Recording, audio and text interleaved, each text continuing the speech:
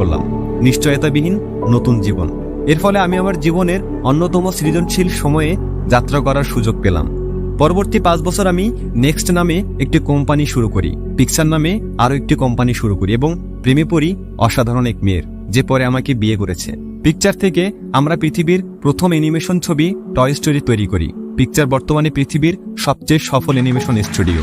এরপর ঘটে কিছু চমকপ্রদ ঘটনা। অ্যাপল নেক্সটকে কিনে নেয় এবং আমি অ্যাপলে ফিরে আসি। নেক্সটে আমরা যে প্রযুক্তি তৈরি করি সেটা এখন অ্যাপেলের ব্যবসার সাফল্যের একেবারে কেন্দ্রবিন্দুতে। অন্যদিকে লরেন আর আমি মিলে গড়ে তুলি একটা সুখী পরিবার।